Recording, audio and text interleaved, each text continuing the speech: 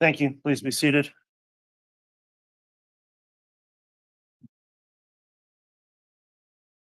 All right, council, we are on the record on KCR 22211623, State of Idaho versus Chad Guy Daybell. The courts called this hearing due to a jury question the court received. The jurors identified a missing instruction, and I've discussed that with counsel. The court has now drafted a proposed new instruction. A few things I'll note, looking at the case law in the case, I'm citing a case Crawford versus State, and that's 160 Idaho 586 that indicates if a jury with its note indicates that there's any kind of a defect or gap in the instructions, then the trial court has the duty to give such additional instructions on the law as are reasonably necessary to alleviate the jury's doubt or confusion. I'll also note that Idaho Criminal Rule 30C states that the court may further instruct the jury after deliberations have begun, either in writing or explain the instructions in open court, and further instruction or explanation must be made part of the record. So we are going to put that on the record. In addition, Idaho Code 192204 allows for the jury to return after they've retired for deliberation to address a question such as the one that's been posed here by the jury foreperson. So in order to address the question, then I'll note on the record, I've advised counsel and shown them the question the court received. I'm going to have the jurors return, and the court has now drafted an additional instruction, which is jury instruction number 42. And that is an instruction relating to the elements as they relate to count 6 of the amended indictment. So beginning with the state then, has the state had an opportunity to review the instruction number 42? Yes, Your Honor. Is there any objection to the court reading that instruction to the jurors at this time? No objection. Has the defense been able to review instruction number 42? Yes, Your Honor. And is there any objection from the defense to the court reading the instruction at this time? There is no objection to the court reading the instruction at this time. Okay, thank you, counsel. We'll have the jurors return then, and that will include the alternate jurors as well. The court will go through the reading of instruction 42, and one additional original copy of the instruction will be provided to the jurors with their instruction packet, along with courtesy copies they'll have of this new instruction. So, Mr. Bailiff, if you would please have the jurors return to the courtroom at this time.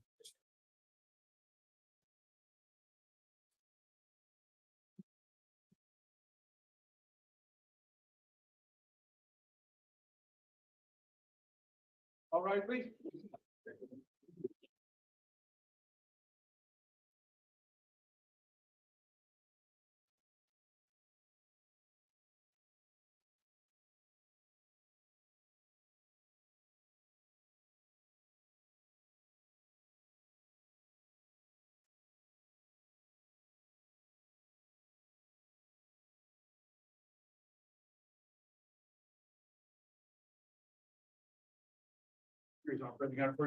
All right, thank you. Please be seated.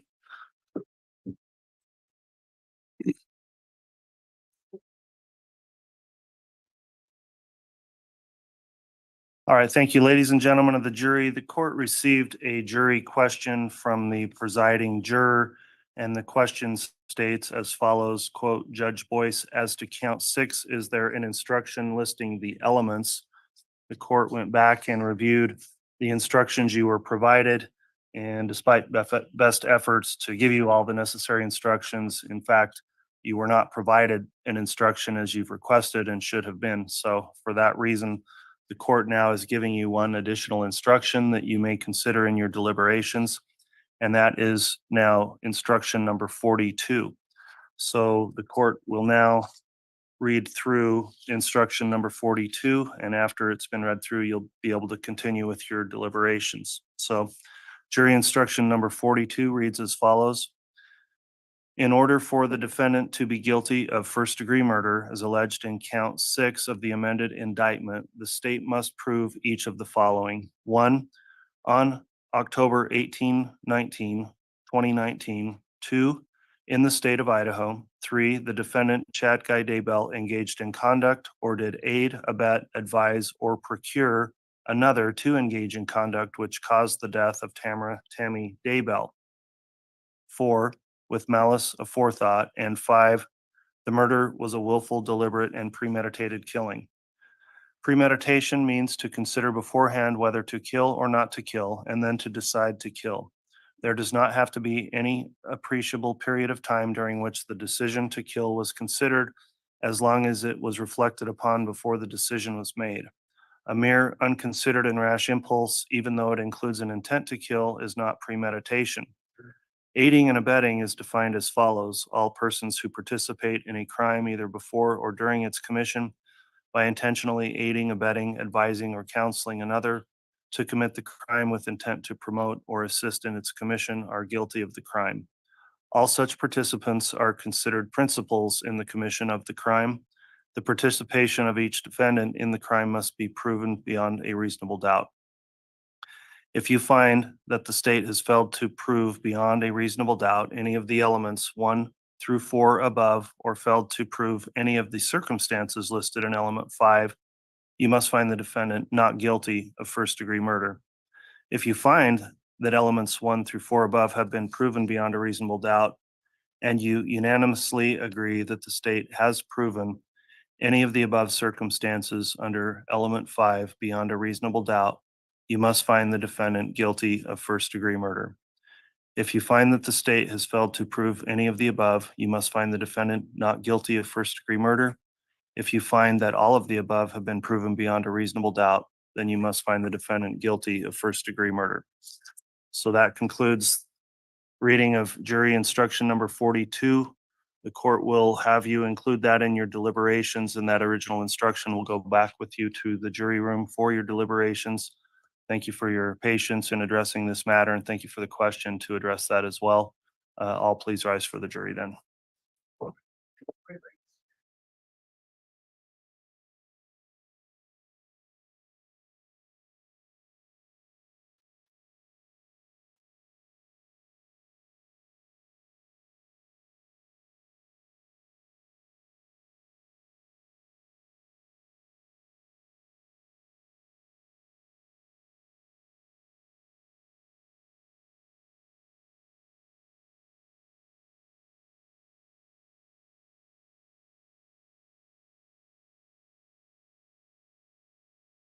All right, thank you. We're in recess.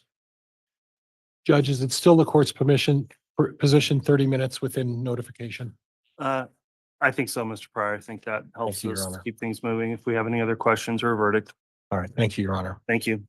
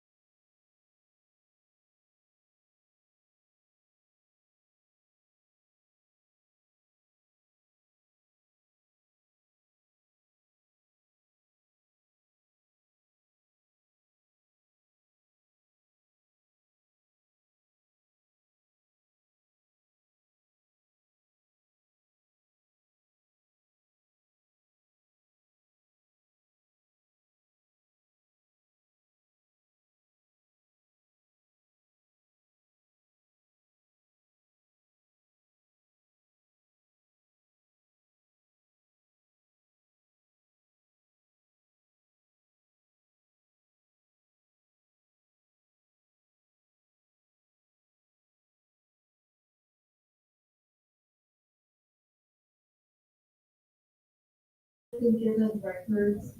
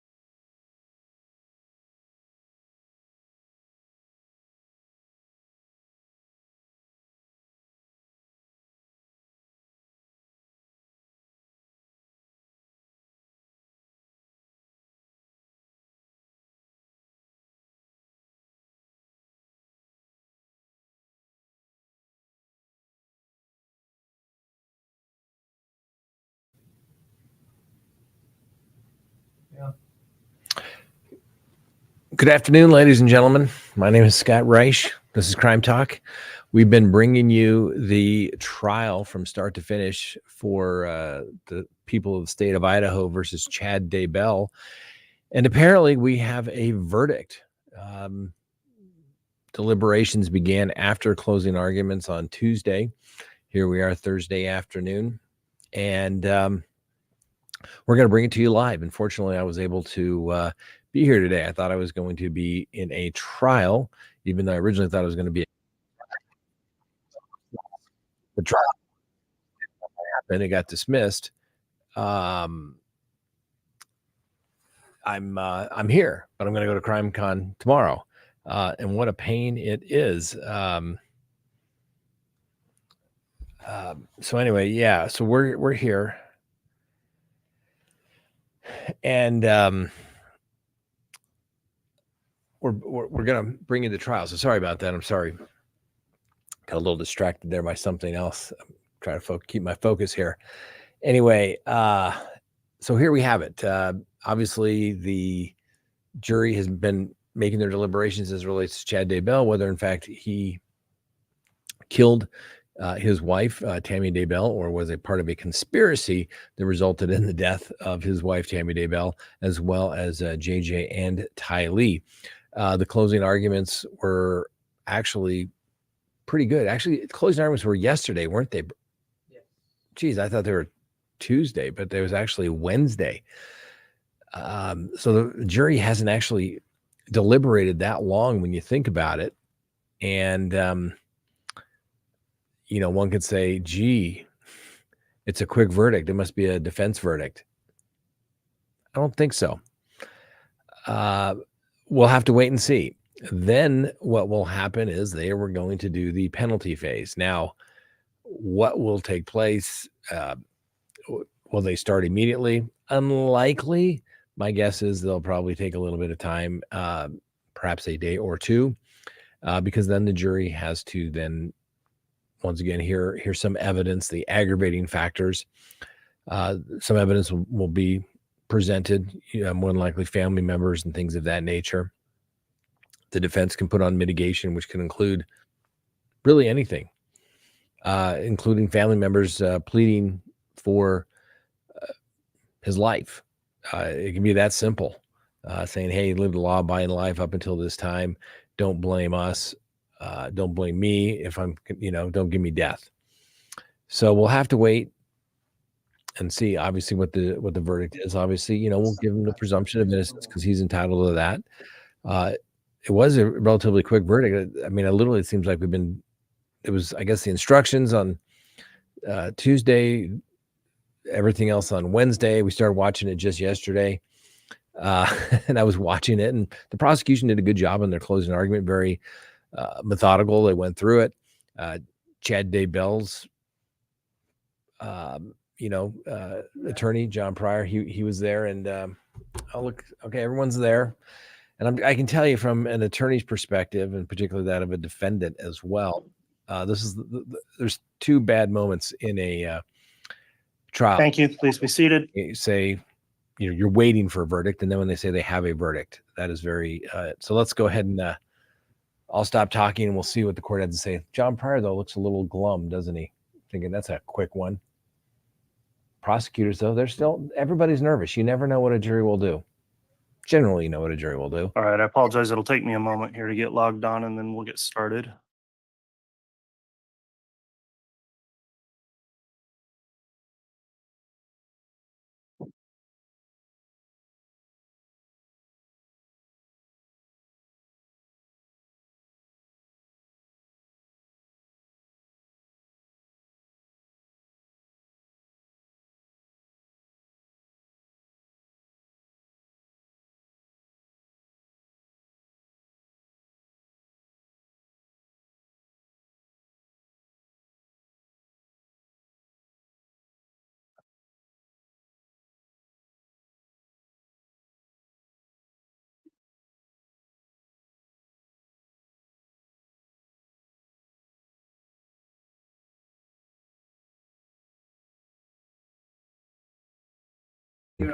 Okay.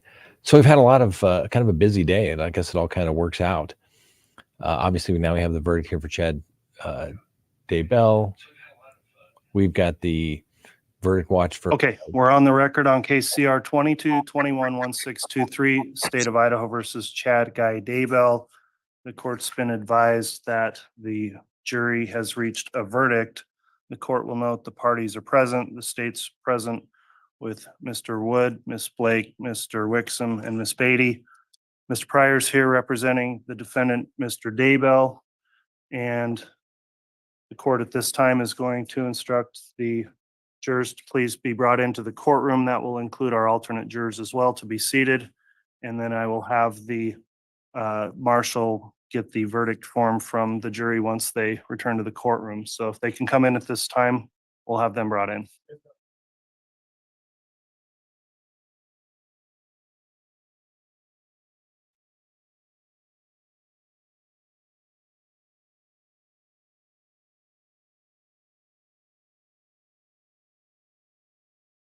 All right, please.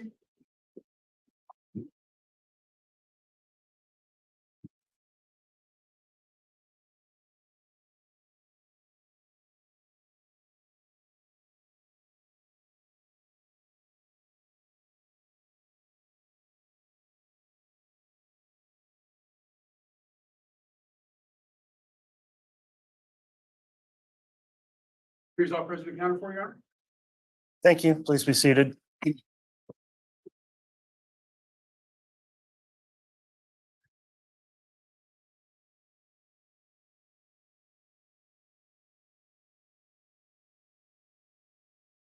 All right, the court's going to next just make a reference that there is a courtroom conduct order in effect in this proceeding to remain in effect. So I appreciate everyone complying with that order, as most of you have done throughout the proceedings in this case. At this time, then, the first matter I'd like to take up is to do a roll call of the jury for the record. So, Madam Clerk, if you could please conduct a roll call of our jury to make sure they're all present and properly seated at this time. Juror number 1, red card number 27. Juror number 2, red card number 219. Juror number 4, red card number 631. Juror number 5, red card number 653. Juror number 7, red card number 752. Juror number 8, red card 1680. Juror number 9, red card number 823. Juror number 10, red card 1358. Juror number 11, red card 1365. Juror number 12, red card 716. Juror number 14, red card 997. And juror number 15, red card 1078. All right. Thank you, Madam Clerk, for conducting the roll call. All right, at this time, I'm next going to inquire from the jury foreperson. Has the jury reached a verdict? All right, thank you. Mr. Bailiff, if you would please retrieve the verdict from the jury foreperson.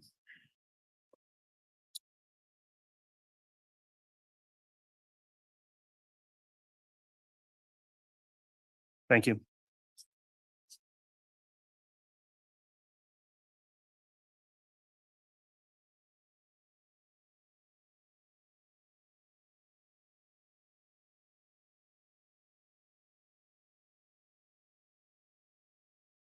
All right, the court has reviewed the verdict form. I'll note that all counts have been properly marked, as well as the verdict form's been properly dated and signed by the foreperson. The next step then is Mr. Daybell, if you and counsel would please rise. I'm going to have the clerk read the verdict.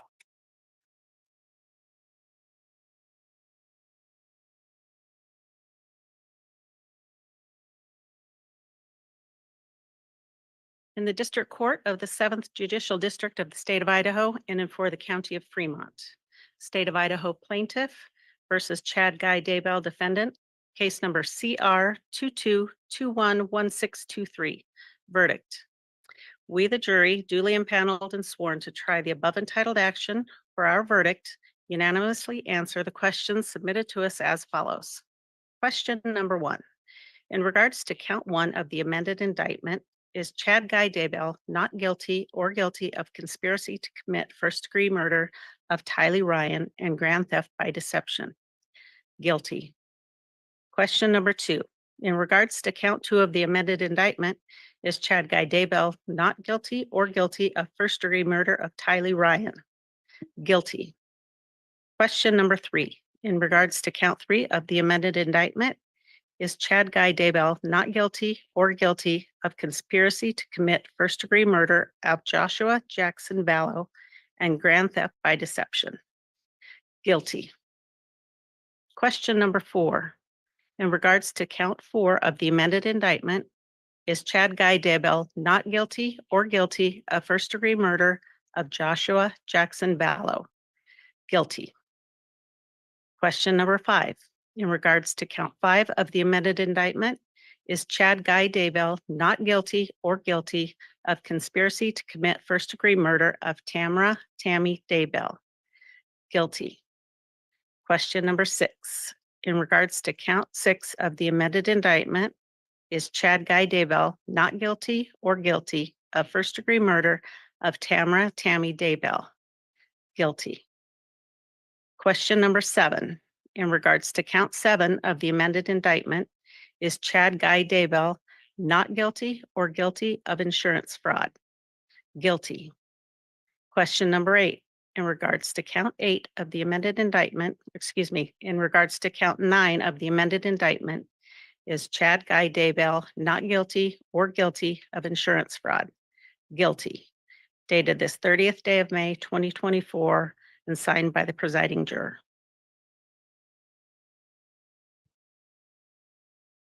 All right, Madam Clerk, thank you for reading the verdict. At this time, I'm just going to collectively ask the jurors, all of you, is this in fact your unanimous verdict on each of those counts? Very well. At this time, I'm going to inquire if the parties wish to have the jury polled. Does the state wish to have the jury polled? No, Your Honor. Thank you. Does the defense, Mr. Pryor, wish to have the jury polled? No, Your Honor. Thank you. Very well, then. I'm going to direct the clerk to record the verdict. At this time, then, this does conclude the guilt phase of this trial. Because the defendant has been convicted on counts of first-degree murder and conspiracy to commit first-degree murder, the state has filed a notice of intent to seek the death penalty, and so a second phase of this trial, called the sentencing phase, will be taking place next. We're going to take a recess at this time for approximately an hour. We will come back on the record and begin with the start of that sentencing phase of the trial. I would like to remind everyone that this courtroom conduct order is still in application throughout these proceedings. Thank you all for complying with that. We are going to take that recess at this time. Mr. Daybell is to remain in custody at this time for the commencement of the sentencing phase. And with that, thank you all, and we will be in recess. All right, please.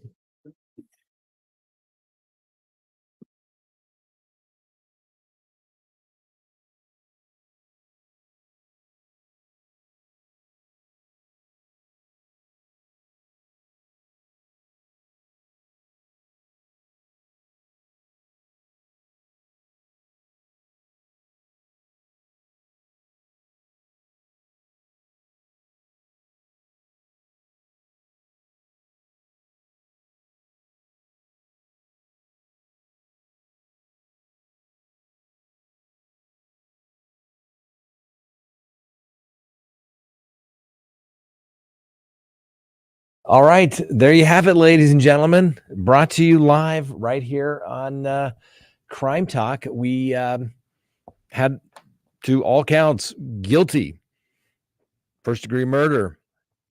As it relates to Tammy Daybell, guilty. First-degree murder as to Tylee Ryan, guilty. First-degree murder charges to JJ Vallow, guilty. Guilty. Insurance fraud, guilty. I was a little surprised. I thought the judge would set the penalty phase over until maybe tomorrow. But he's like, nope, we're going to take an hour-long recess, and we're going to resume And let's begin again for the penalty phase. So here we go, ladies and gentlemen. I don't think anyone's really surprised. Yes, the defense did what they could do, pretty overwhelming odds. And I'm telling you that it's always the defendant's own words that get them. And that phone call when Lori Vallow calls from jail and he's basically like, oh, they're getting warm. They're getting warm. And people run, all these little pretend worlds they want to live in and they think it's all going to, what the heck? It's just weird. And finally, justice for JJ, Tylee, and Tammy Daybell. This case wouldn't have, frankly, if it wasn't for the Woodcocks trying to say, hey, I want to see my grandson. Maybe, who knows? This could have just been, oh, everything's fine. Oh, the kids are great. They're visiting family. But they kept on it and say something's not right. Ultimately, it was a little slow getting the police involved. And they finally did it. What it boils down to is the jury did not believe that, Chad Daybell was victim number 5. He was, in fact, a co-conspirator. And, it just shows you, and we talk about this, sex, drugs, and alcohol, man. There will always be crime. People have their impulses.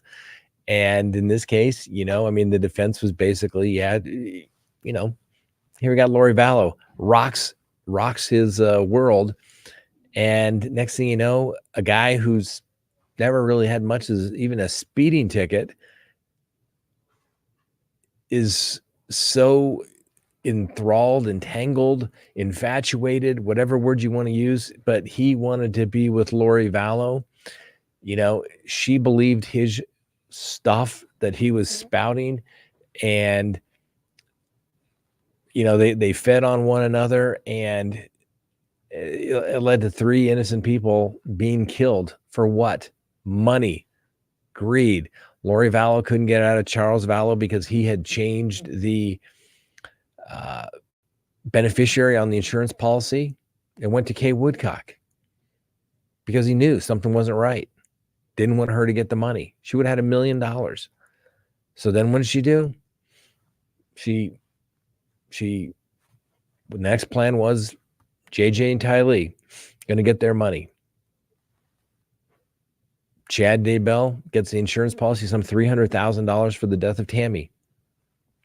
The jury says guilty, guilty, guilty, guilty. So now the jury's going to have to make the ultimate decision. Does he live or does he die? Now, don't get me wrong. Let's get realistic, ladies and gentlemen. Nobody's been put to death in Idaho, I think, in the last 40 years. So even if the jury comes back with that recommendation to the court, ultimately, will it ever be carried out? Who knows? If you're a betting man, yeah. Now, like I said, I always think that, the coolest thing, if Timothy McVeigh trial, remember the Oklahoma City bombing? He could have he'd still be alive with all his appeals and everything going on today, right? And he's like, nope, withdraw the appeals. Let's do this thing. And they said a death warrant. He's like, let's get it over with. Part of you is kind of like, that's hardcore, man. That's hardcore. Now, I don't see Chad Daybell doing that in any way possible. Who knows? Now, could there be some possibility between now and the next hour that maybe there's some sort of, hey, take death off the table and I will not appeal the case, just take your multiple life sentences and go away? Yeah, possible, but I don't think so. It's going to be, if you ever seen a death penalty aggravation and sentencing hearing, they can be very, very emotional. Remember, these jurors are human beings, and they've just found that he has basically conspired with others, Alex Cox and Lori Vallow, to kill 3 people for money. That's pretty bad. That's pretty darn heinous, is it not? And there you go. I mean, it's guilty on all counts. So, like I said, hats go off, obviously, to the Woodcocks. My condolences once again to the Woodcocks. You know, the grandparents to JJ, but they were there for Tylee as well, and even for Tammy, because, you know, it's just weird. It was like a made-for-TV movie kind of stuff. Here you got Chad Daybell. I mean, this writer, prepper guy has a couple of kooky beliefs, so to speak. And, you know, he's going around seeing people. Lori Vallow sees husband number 5. That's right. He may not be victim number 5, but he was husband number 5. And he fell for it. He fell for it. Hook, line, and sinker. And he went along with the nonsense. And guess what? He is now going to spend, if not the rest of his life in prison, he may potentially die for it. Do you think he's sitting there thinking, oh my gosh, I'm so remorseful? Or is he saying, worth it? I don't think he is. I don't think he is. But you didn't see any emotion from him. He knew, you know, he sits there and he stares at the jury. He can read the jury. He knows what's going on. The defense did what he had to do. He has a constitutional right to make the prosecution prove their case. And then it's a death penalty case. You're going to make him go prove it. It's that simple. That's what's going to happen. And the prosecution did. And, you know, they had practice. They had the first time through, they had Lori Vallow. And, you know, the sad thing is that really the mastermind of all of this. Now, I know the prosecution thinks that Chad Daybell was the mastermind, but I think Lori Vallow really was the one that kind of planted the seed. She's not going to get the death penalty. She wouldn't waive speedy trial because of delays that the prosecution had failed to turn over various documents and records in the case. And the judge imposed a pretty severe sanction, which was, I'm not going to let you use that. And I'm going to say that you can't go forward on the death penalty.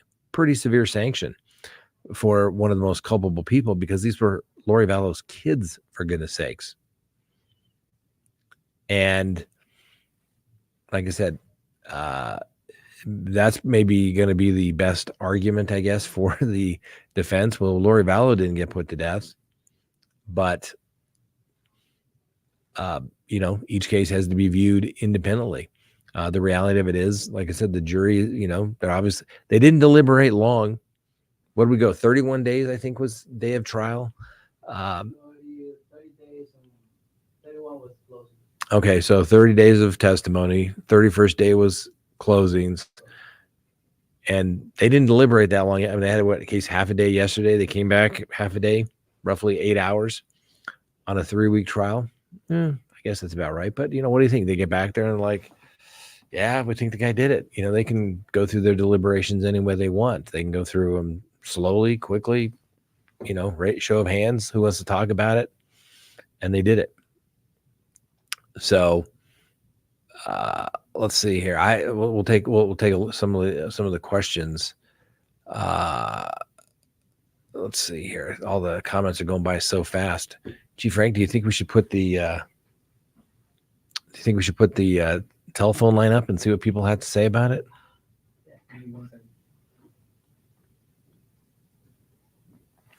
So, for those who have just joined us, obviously Chad Daybell was found guilty of all counts. First degree murder as to his wife, Tammy Daybell. First degree murder as it relates to Tylee Ryan and JJ Vallow. And then guilty and as it relates, basically murder for money, remuneration, as well as insurance fraud.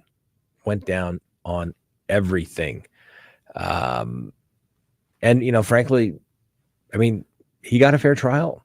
He really did. I mean, he had all the time that he needed. And now the jury has spoken.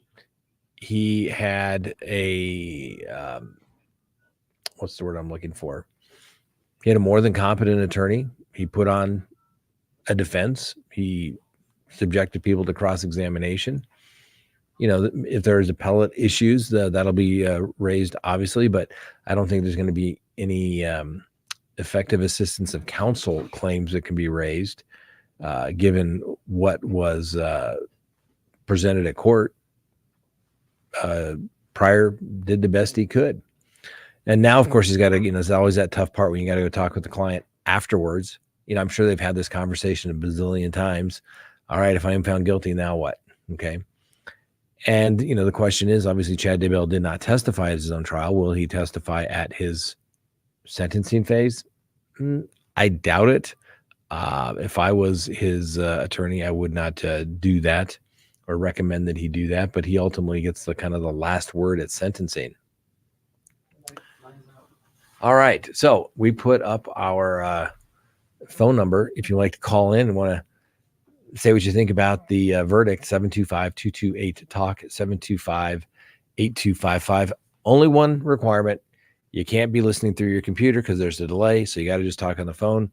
But, let me know what you think about the verdict. Are you happy with it? I'm sure most people are. Not going to second guess the jury on this. They made their decision based upon the evidence there was. There's more than ample evidence, I think, that Chad Daybell could have been and obviously was found guilty. But yeah, it's, he had his day in court, and I just wonder if those few months of lust was worth it. I mean, that's really what it boils down to. He wanted to be with Lori Vallow and didn't want to have those pesky kids, right? His kids were raised. He didn't want to raise kids. She was tired of her kids. My God, their work. And what's the best way to do that? I guess get rid of them. But I mean, that just sounds terrible, I guess, when that just came out, doesn't it? But that's what the mentality was of these two or three, if you include Alex Cox, was to get rid of these people. And the sad thing is Alex Cox will never face any justice whatsoever because he's dead. So you never know. I mean, you just never, ever know. Like I said, I mean, look at Chad Daybell. I mean, look at that kind of a doofus looking guy, probably done everything right, basically in his life up to that point. And this one girl just rocks his world. And that lust, he wanted to be with her. And it overrode everything that he ever was taught, whether through family, his church, society, any other relationships, that this woman put such a, I wouldn't say spell on him, but just, it was so infatuated with being with her that, it's just crazy. So let's give a big shout out to Frank, the hardest working man in show business, because he has been here for the last 31 days, making sure that we brought you every minute from gavel to gavel coverage of the trial every day. He has watched more trials than he probably ever thought that he would in his lifetime until he started working here. Even simultaneous now, we've got the Brian Koberger case where they're fighting over disclosure issues. And Frank's keeping that one going up as well. And of course, we still have the Karen Reed trial. That one's getting interesting. I'm not sure how that one's going to go, but it's definitely interesting for sure. Someone wants to know, did he get the money from Netflix? No, I don't think they get any money from Netflix. That was all public information, I believe, that they did that. Nope. No money from there. So there you go. Can you believe, finally over. My gosh, 4 years now, right? 4 years. And we started covering this case literally from the beginning. And here we are 4 years later. It's basically finally just about done. Now, don't get me wrong. It'll go on for years and years and years. And don't forget, we still have the Lori Vallow trial. I think she's going to was it August, maybe October, I think, for her trial down in Arizona for the conspiracy to commit the death of Charles Vallow, husband number 4, the one she had to get rid of, the one that she tried to kill for $1 million. And here's the thing, man. Can you imagine if they had gotten away with this? I mean, can you imagine the number of bodies? I mean, she is just, I don't know. There's something evil about that woman. I don't know if Lori Vallow, you can get it. There's something in her eyes. Like, it's just like, I don't know. It's like, she's just not there. She's hollow inside. I don't know. And like I said, Chad Daybell, we got that picture of him with John Pryor, but he's just this guy. He's been putzing around his life, his last 54 years, I think. He's been around. And you know what? At 50, this guy gets a midlife crisis. A woman that he's like, hey, she's pretty attractive, is interested in him, wants to hear about it. Everything he has to say, hangs on his every word. And all of a sudden, boom, his whole life has changed. Not to mention, obviously, that of JJ and Tylee. And don't forget Tammy as well. And now the family. And I get the family. I mean, I'm not going to throw stones at the family. I mean, they're in a tough situation. Their mother's now gone. They believe that their father had nothing to do with it. 12 other people obviously disagree, and they can hold that opinion. And, I mean, it's their father. I mean, they're going to have to come to terms with that. Oh, someone's let me know. Scott, it's called femme fatale. Yeah, femme fatale. It has been fatal. Females, be careful. I disagree with your chat analysis. He was playing the field before Lori. Doris, I see that. Really? Who else was he playing the field with? Did I miss all that? I mean, he may have been. I don't know. But obviously, Lori Vallow was the one that made him take the big step where he thought he was, felt so confident enough, and he was so, they're married in this previous life, all this freaking nonsense. I just don't get this. Like, what world are some people living in? I mean, really, to think that you're gonna, I mean, if somebody walked up to you and said, you are my spouse from a previous marriage, you would say, dude, you need to get some help. You need to do that. But people go along with this nonsense. And I don't know what it is. Like there's people in the world, they think that they can believe whatever they want to, and it's all going to be okay. And I guess you can do that. But, obviously when you start hurting people or you start making people believe that that's what you want to do, or, everybody has to believe what you believe, that gets a little weird. But I mean, what kind of fantasy world did these people think they were actually living in?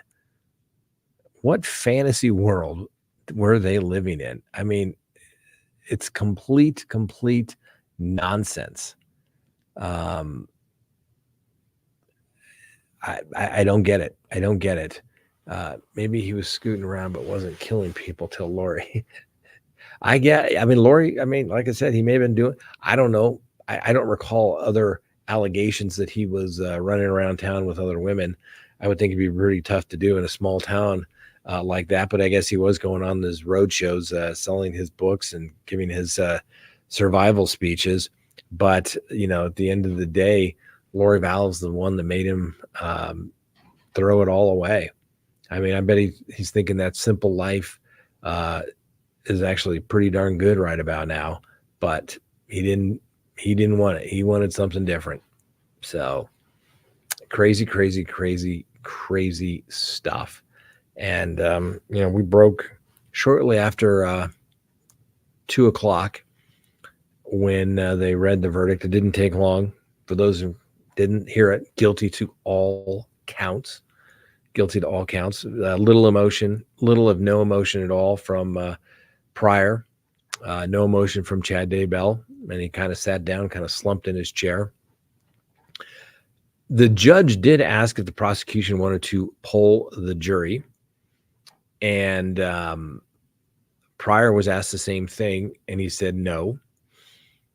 It doesn't really change anything, but I personally like to poll the jury,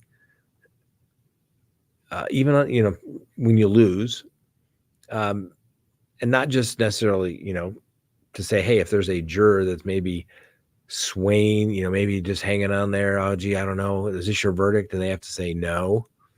I've had that happen. Well, is this your verdict? No. Oh, okay, go back and, deliberate some more. It happens not very often at all, but you give them that opportunity. And guess what? It also is it convinces the client as well. Hey man, 12 people just got up here and said as a group, and then individually, is this your verdict? Yes. But nothing says you have to do it. There's nothing that says you're not a good attorney if you don't do it. And like I said, we don't have the angle that all of the attorneys in the courtroom have. Obviously, Mr. Pryor and Chad Daybell got to stare at that jury for the last 31 days. And they knew their decision has been made. And it was going to be kind of an all or nothing. I think the only thing that was up in the air, but obviously not, where the defense tried to make some inroads as it relates to the cause of death of Tammy Daybell. But the jury obviously believes that it was murder and it was conspiracy to commit murder. And conspiracy, man, it's an agreement between two or more people to commit an illegal act. And even if you didn't do that act, if you did something, you took that affirmative step to engage in that conduct, in for a penny, in for a pound, unless you shout out to the world, I am withdrawing from this illegal conduct, this conspiracy. I want nothing to do with it. And obviously that didn't take place, but those text messages, and yes, that's the way people communicate these days. Nobody does anything in person. And I'm certainly not advocating for anybody to commit crime, but by God, have you learned nothing from all these trials? These individuals, text message, criminal conduct, the emails, the text messaging, the phone calls, the cell phone data. I mean, it's brutal. And the stuff about all of that technical stuff is it doesn't lie. It doesn't change. Its memory doesn't fade. It doesn't not come to court. And it is what it is. Like, oh, your phone's not here. Okay, well, yeah, of course your phone wasn't there when Alex Cox was at your house, burying JJ and Tylee on the property, because you knew that was going to take place and you were trying to distance yourself because you're thinking Alex Cox is the bad guy. Let him deal with the consequences if he ever gets caught. It's I don't know. It's taken 4 years, but at least there is justice. There is justice for JJ, Tylee, and now Tammy Daybell. So we have that going for us. And now the question is, should he live or should he die? Since nobody wants to call in, tell me what they think. Put it in the comments. A thumbs up for he should get life, or thumbs down for death. Sissy, I will never understand why the children were buried in Chad's backyard. That is insane. That is truly, truly insane. Frank and I went out there. We went out to the property, and although it's, kind of on the outskirts of town, and literally if you go down one of the roads, there's like not a whole lot out there. But the one thing you notice when you fly into Idaho is how big it is, how large a forest everything is. And yet you would put the children on the property. Is that some sort of weird ritual that they were engaging in? to have the kids close by. Arrogance, perhaps. Arrogance. Thinking you're going to get away with it.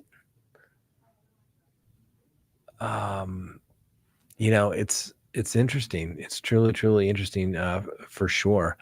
I don't know. I mean, 3 deceased individuals. One's your wife and 2 are kids under the age of 18. JJ was 7 years old. Tylee, teenager, getting ready to drive. Life cut short just like that.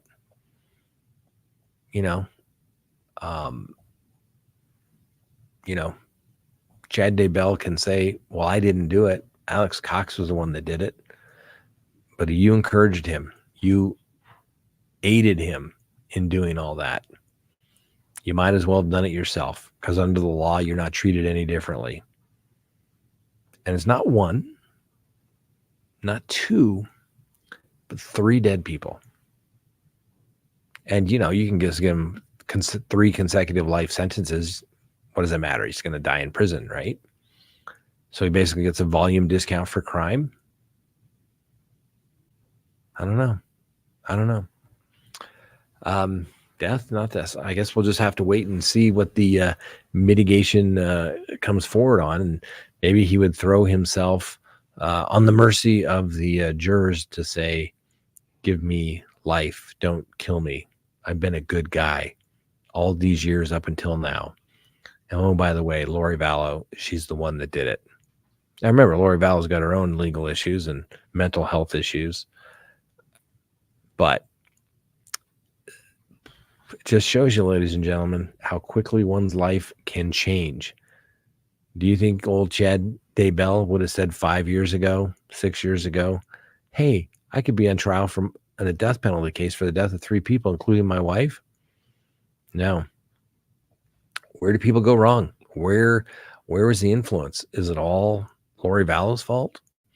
I mean, like I said, you got Chad that had some pretty out there religious beliefs and thinking that he can light, dark, judging people, their energy.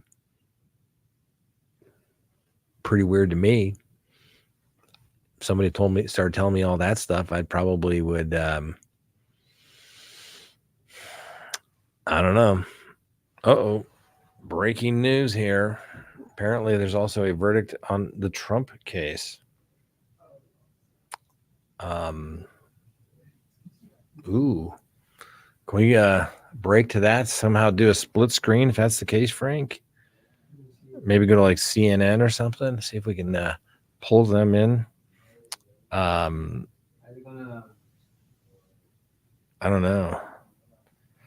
I'm just getting the text. Somebody else is watching it. There's a verdict in the Trump case. Wow. Whew. This is like a crime talk Lollapalooza, so to speak here. We got everybody. We got everything going down today. So, wow, here we go, man. And then we can jump back to the trial.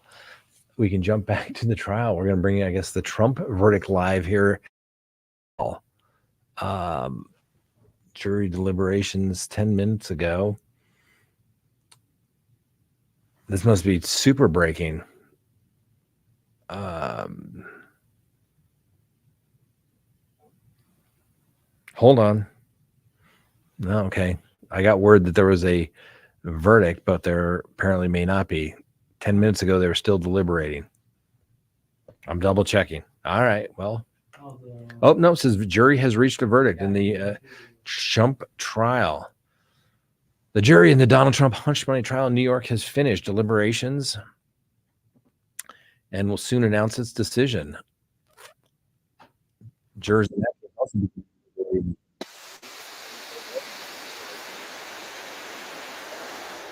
to cover up a 2016 hush money payment to then exotic dancer Stormy Daniels, adult film actress. Hiding payments. Okay, yeah.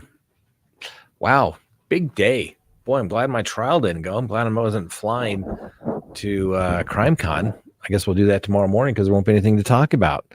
So we'll have to, check all this out. Good timing today. So I guess when let's see if we can find a. Well, I guess they're not gonna. Yeah, there's not going to be a live feed, which is unfortunate because they didn't want that trial televised. You would think one of the most important historic trials in the history of the United States, a former president being put on trial, and who just happens to be one of the two people running for the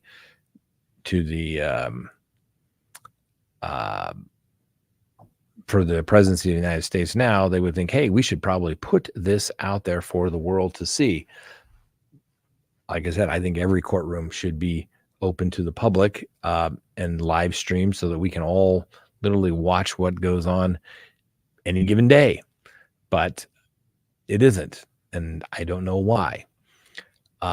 We'll just have to wait and see. Exciting stuff today, ladies and gentlemen. All right, for those who are just joining us, all the suspense is building. We had Chad Daybell found guilty of all counts in regards to the death of his wife, Tammy Daybell, and the deaths of Lori Vallow's children, Tylee Ryan and JJ Vallow.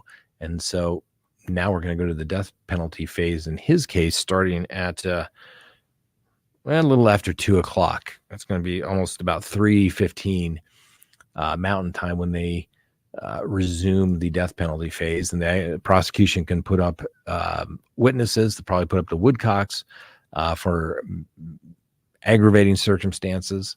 I mean, they've already said, hey, this guy did it. Now the question is, does he deserve to die for it? Scott, go meet Nate Eaton. Yeah, I will talk to anybody. I will talk to anybody as it relates to going out to CrimeCon. And if anyone's out there or going to be there, the lovely Miss Krista and I are, unfortunately, Crime Talk 1 is still in the shop, but I've got some good news. I think we're making progress. But I've never met mechanics that were so slow, thorough, maybe too thorough, protective. I know, thinking, they're probably thinking, oh my God, this guy's an attorney. We're going to dot our I's, check, dot our I's and cross our T's so that nothing bad happens. So they're being overly cautious, but that means delay and expense. So yet again, I will have to fly commercial. So it is what it is. We'll do what we have to do. Going to CrimeCon, we were there a couple of years ago. We didn't go last year. I think it was in Florida, if I recall. This year it's in Nashville. So the lovely Miss Kristen and I, we're going to depart tomorrow morning, head out early, peruse, do what we need to do, and then I will be departing to go to a court appearance in the great state of North Carolina for a matter that I need to work on, and then she'll be returning to Denver. So let's see here. I couldn't get CNN. I got Fox. Oh, you got it? Okay. I mean, this is going to be crazy. I mean, think about it. We've got the past president. No president has ever been charged criminally. And this is a weird case. Okay. Whether you like Trump or dislike Trump, the way things were handled in this particular case should concern lots and lots of people. But, that's the way it goes.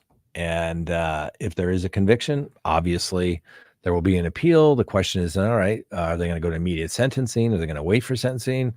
Is the court going to revoke any bond that he is on? you know, you just never know. So like I said, and Frank, we'll have to maybe cut this out, and we're bringing, I wish there were cameras in the courtroom. And like I said, this judge, what a weirdo. Normally every jury trial I've ever been, the jury gets to take the instructions back with them. Every jury. That's what takes place. This judge wouldn't allow them to take the jury instructions back. There's some 50 pages of jury instructions. And like I said, whether you like Trump, hate Trump, can't stand the man, think he's the biggest bag of garbage to walk the earth, this sets a dangerous precedent with, prosecuting politicians. I mean, that's normally what happens in kind of third world countries. The outgoing president gets prosecuted for some crime that they committed while they were, in office. Hence the reason why a lot of them don't leave. And then there's, coups and all this other weird nonsense. So I don't know. I think it sets a dangerous precedent. I don't know. Well, like I said, this has never happened before, and this is a first for us as well. I mean, we got 2 verdicts back to back just like this, man. Wow. Now, if we just had the Karen Reed trial, but they never go to court for the Karen Reed case. So we do know that President Trump had to remain in the courthouse. It's not uncommon for judges to say you must remain within 10 minutes of the courthouse. But obviously when you have the president, it takes a little longer for his little entourage to get to and fro. So I guess it makes sense that you have to stay within the building. Like I said, most judges will make you remain within 10 minutes of the courthouse. Why? Because you don't want to delay the jury. You just don't want to delay the jury. So we'll just have to wait and see. And Lindenberg, I agree, no one should be above the law. But the timing, I mean, like, when you're president, they can't do litigation, but they should have done it, a long time ago. The feds wouldn't even prosecute this case. Some very unique legal theories, the no unanimity instruction as it relates to which crime did they commit. All right. Normally, let's say, for example, you have a charge where somebody has committed a crime of an allegation against a child, and it goes over a period of time, right? A sexual assault on a child type of case. You have this big time period, and the child's not going to remember, on May 30th and May 17th, these bad things happened, right? They'll say, well, no, it would be the first time he came into the room, or there was this time, the fondling type of situation. They don't have to establish the date. They have that range, and it's for the jury to decide if those took place. And let's say there's more than 2 events, so to speak, for like a pattern of conduct. The jury has to agree unanimously that those 2 events took place. And to say, well, there's a couple of crimes out there. You all pick. It's a little smorgasbord of crimes that you can pick from. Doesn't have to be unanimous, just as long as you pick a crime and go with it. I've never seen anything like that. I don't know. I've seen lots of firsts as it relates to trials lately. I mean, we've got the Lori Vallow case where everything was pretty much done in secrecy. Same thing with Chad Daybell. And think about it. Remember all the secrecy they had in the Chad Daybell? I know we're digressing here just a little bit because we're focusing on the verdict in the Trump case, but think about it. Was there anything that was so embarrassing that it would have affected the trial? All the evidence we saw and heard, but yet everybody said it all had to be done in secret. We couldn't hear about it in open court. Think about it. It's ridiculous. And like I said, my position is the courts, to have legitimacy, there needs to be transparency. People need to be to know exactly what's going on in their institutions. Heck, we have C-SPAN C-SPAN that, lets us do it.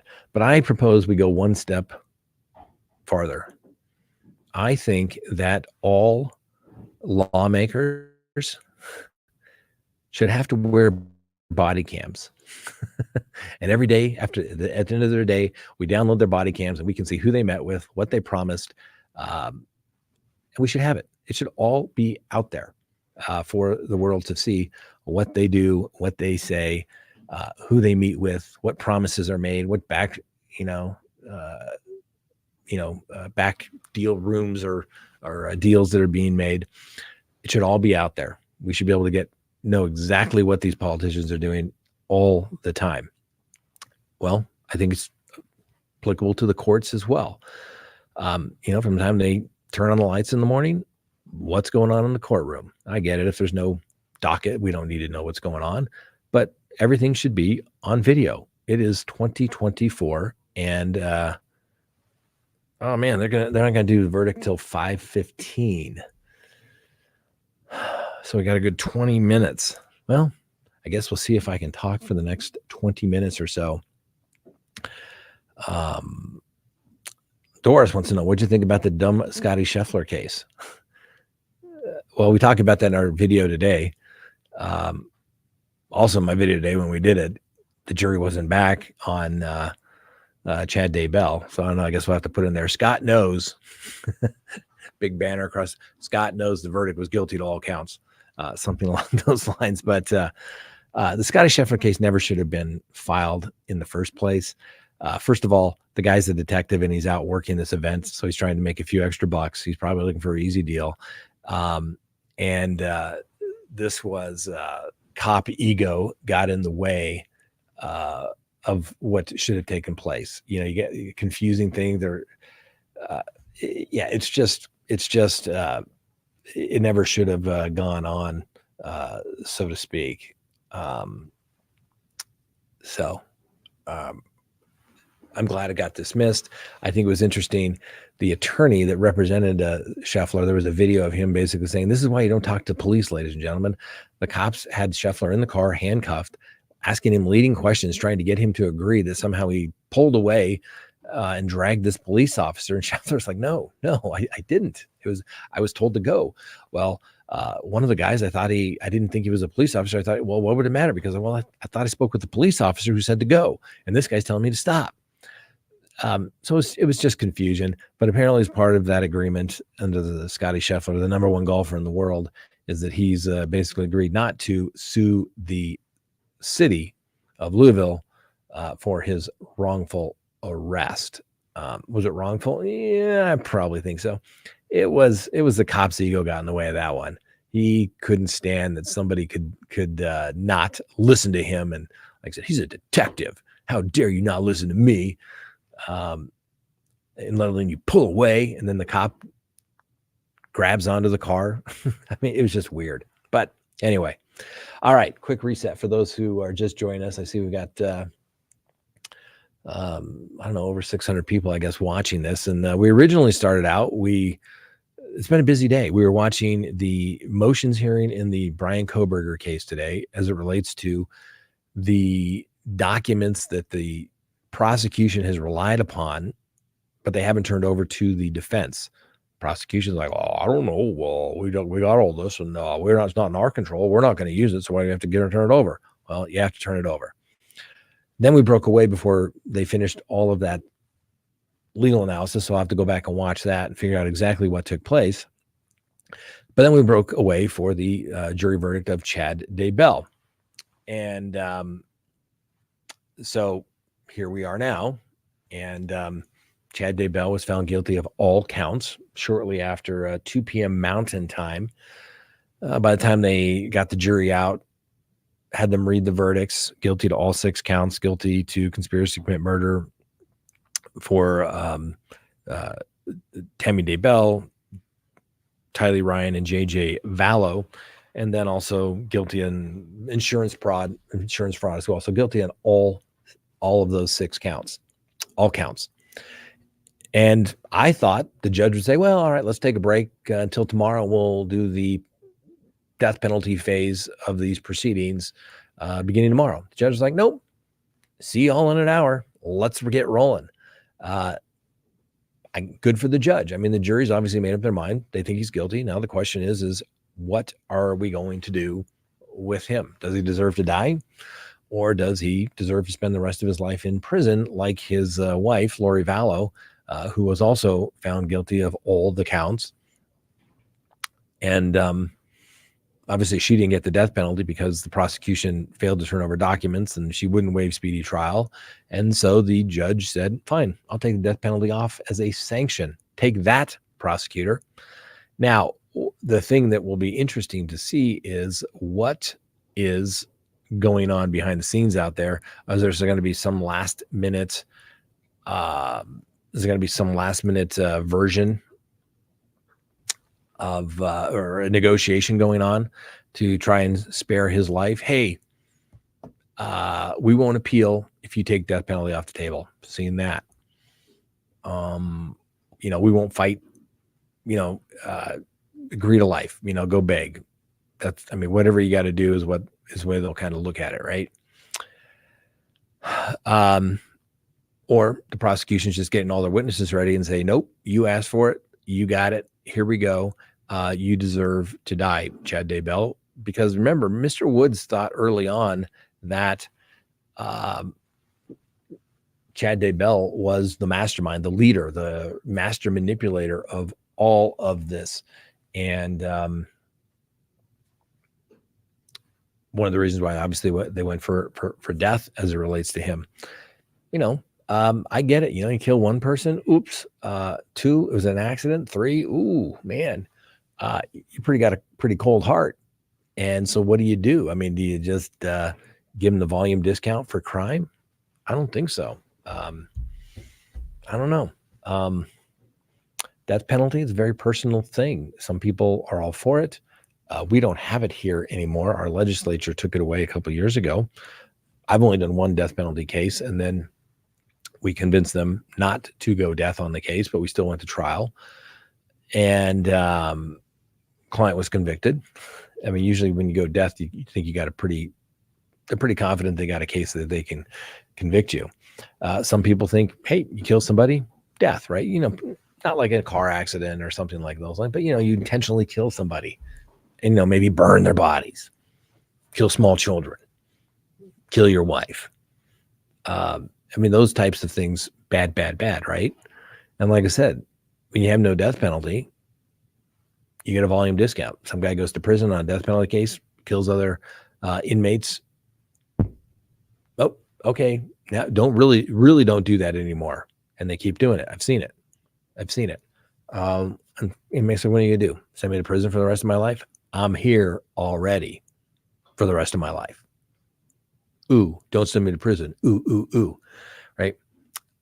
But with the death penalty, whether you like it or not, you would think that most people would have it just as a bargaining position, because I've seen it many, many times where the death penalty was taken off the table for life without parole.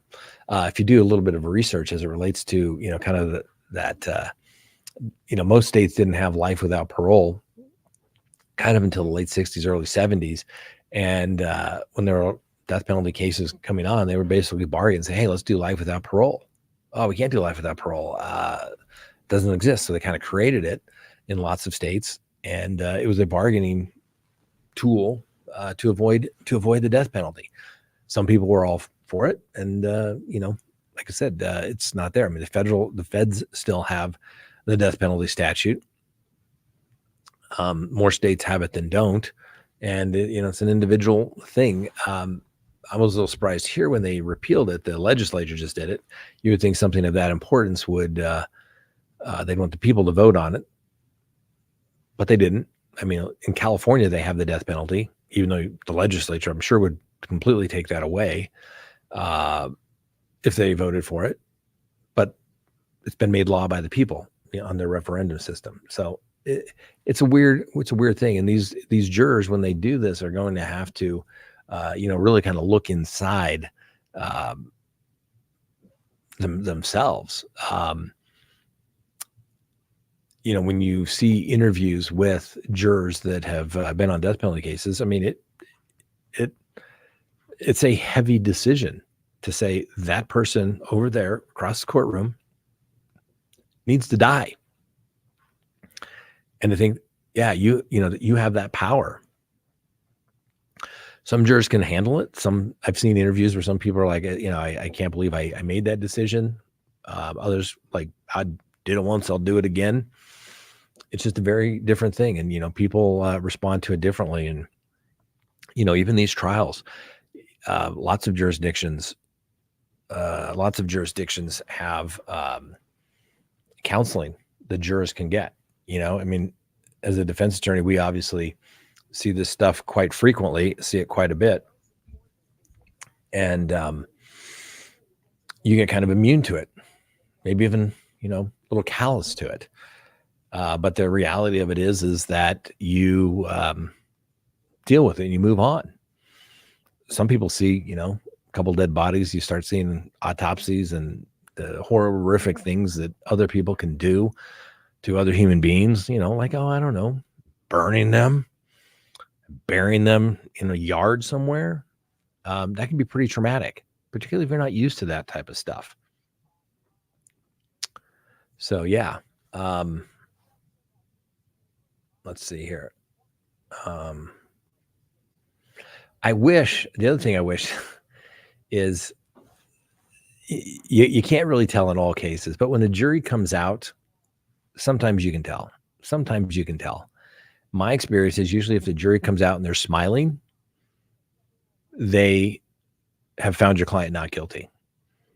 If they won't look at the prosecutors, they found them not guilty.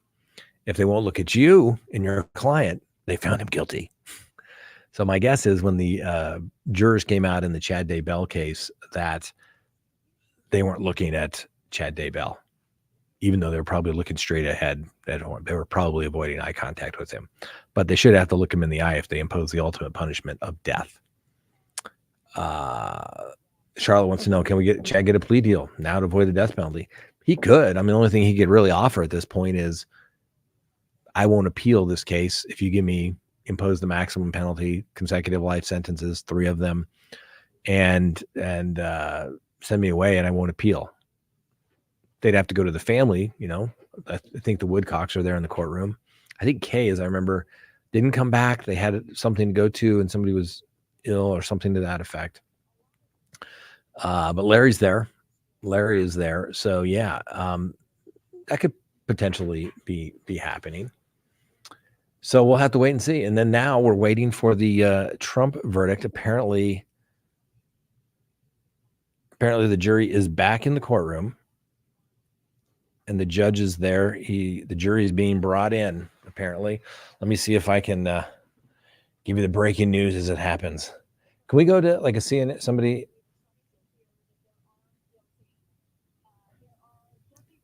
Oh, guilty verdict.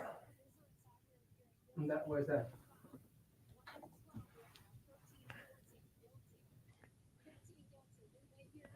Uh-oh. Where is that? Looks like guilty on all.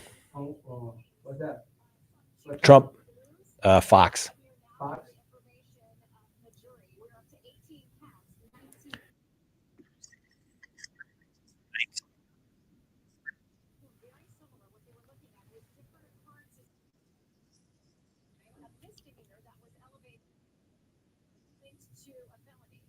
To an underlying crime. We are now 24 counts in, all guilty from inside. 24 counts, all guilty. 26 guilty. Now remember, each of these counts could maximum have 4 years in jail. President Trump would be considered a first-time offender. These are non-violent crimes. So it seems that it is unlikely the judge would. We're now up to 31 counts guilty. Guilty on all counts. Guilty on all counts.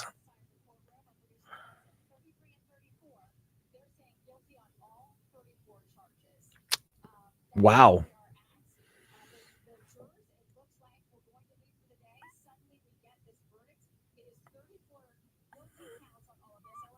Wow.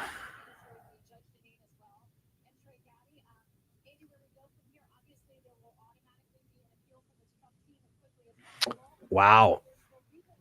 So, well, there you have it. Guilty on all counts. Former President Trump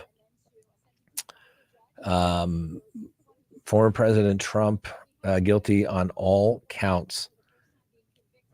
All 34 counts, each carry up to 4 years, 34 counts, 16, 12. So it looks maximum 136 years. Now, is he going to get 136 years in prison?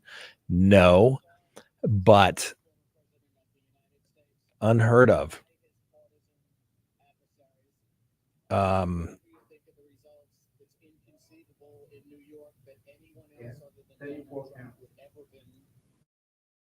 Yeah.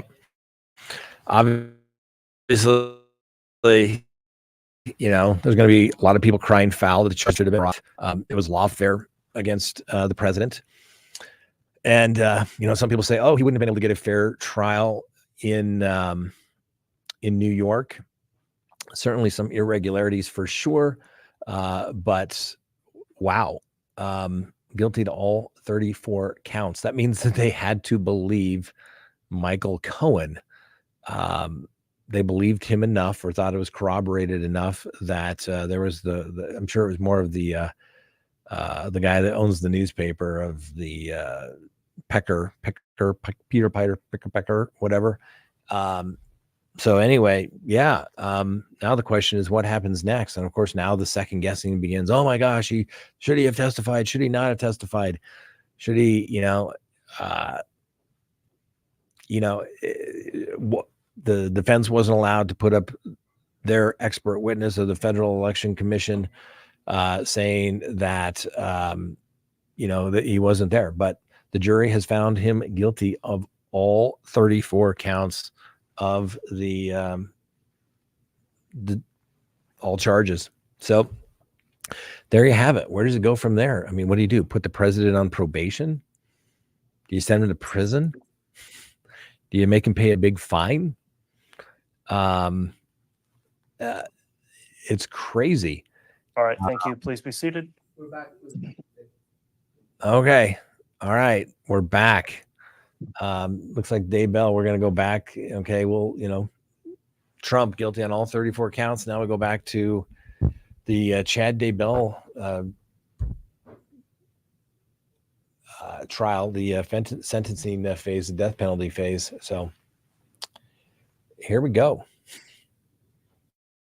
Who the prosecution calls first. Doesn't look like any deal's been had, I guess, so to speak. Not that you can tell. But All right, once the jurors are ready to be brought in, they can enter the courtroom, please. Yes, Your Honor.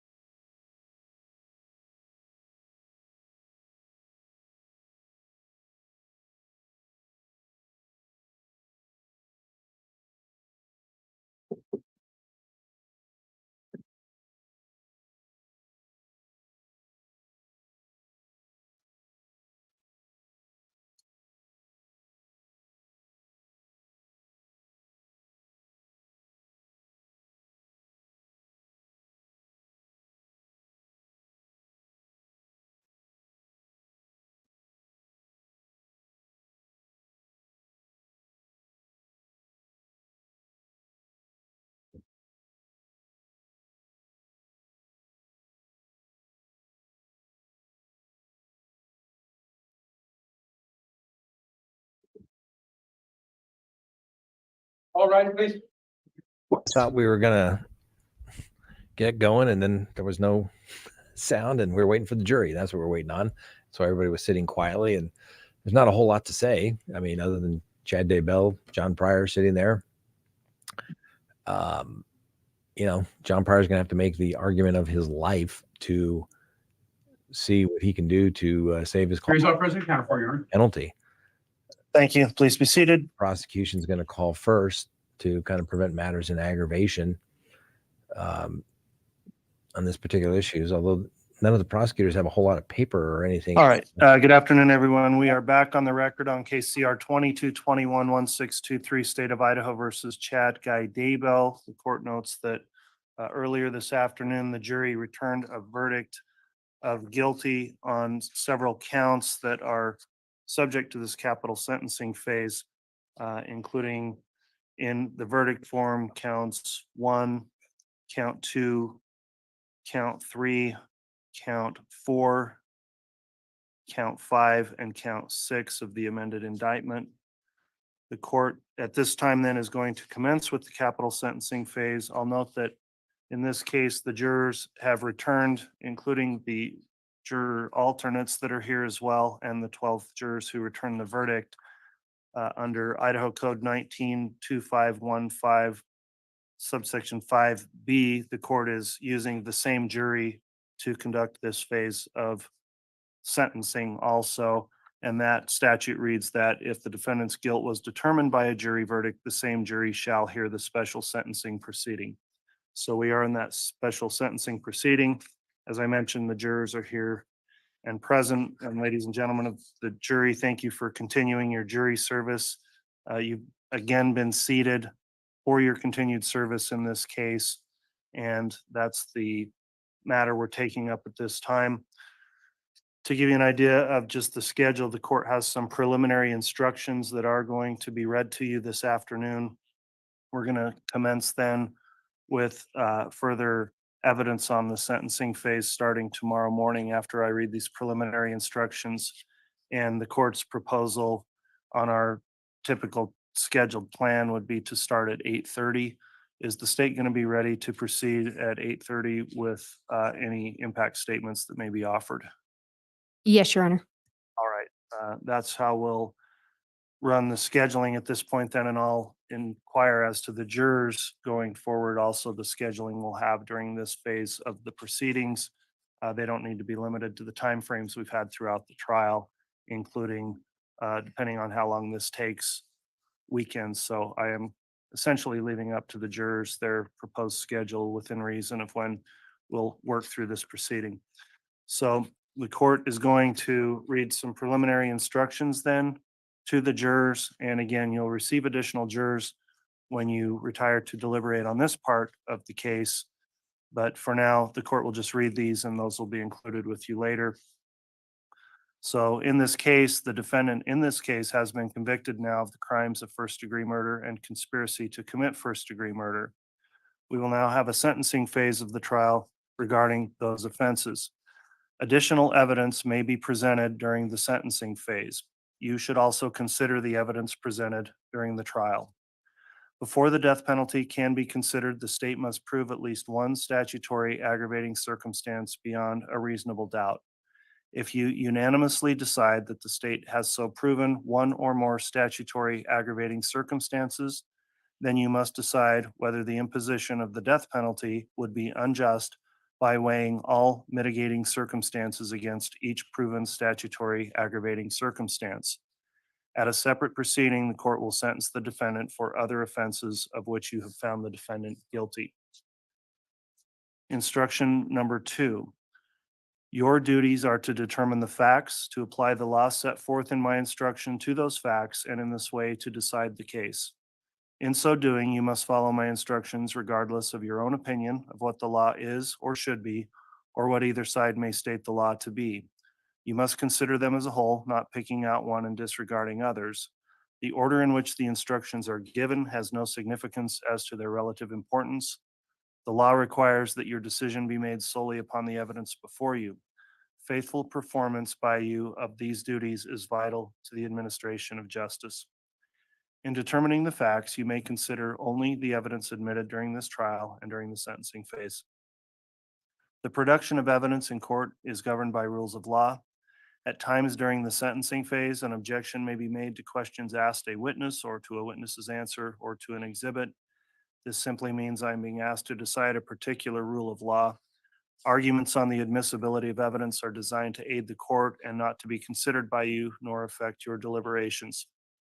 If I sustain an objection to a question or to an exhibit, the witness may not answer the question or the exhibit may not be considered. Do not attempt to guess what the answer might have been or what the exhibit might have shown. Similarly, if I tell you not to consider a particular statement or exhibit, you should put it out of your mind and not refer to it or rely on it in your later deliberations.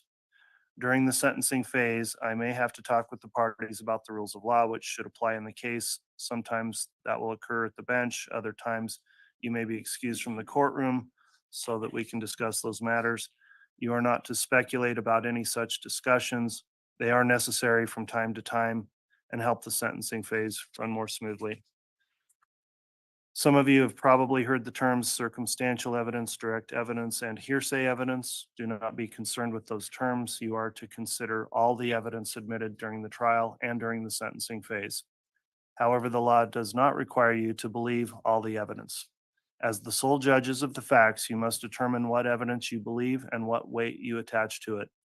If any evidence is admitted for a limited purpose, you are not to consider it for any other purpose. There is no magical formula by which one may evaluate testimony. You bring with you to this courtroom all the experience and background of your lives. In your everyday affairs, you determine for yourselves whom you believe, and how much weight you attach to what you are told.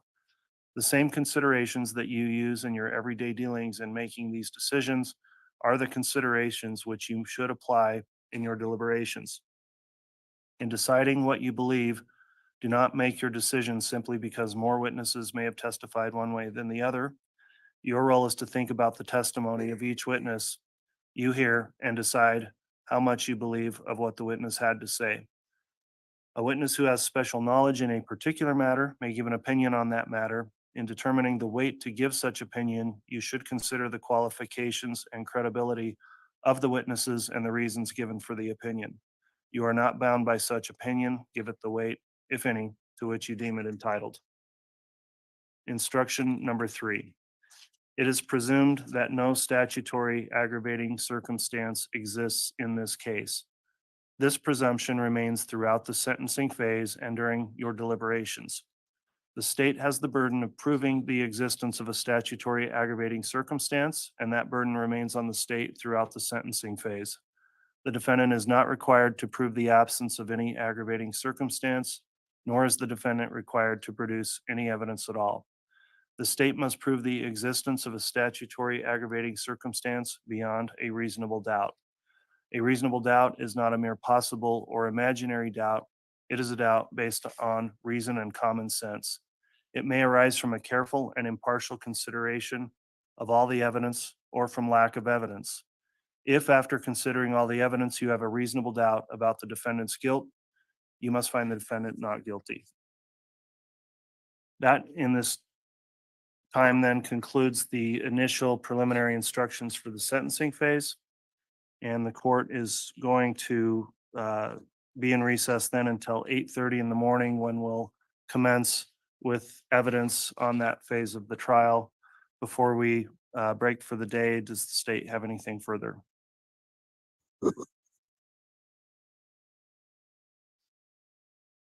No, Your Honor. Thank you. Anything further from the defense? Nothing, Your Honor. Thank you. All right, thank you. I'll note that the jurors will remain sequestered during these proceedings, and we'll begin again tomorrow at 8:30. Thank you again for your continued service, and that will conclude our matter for today. Thank you. All right.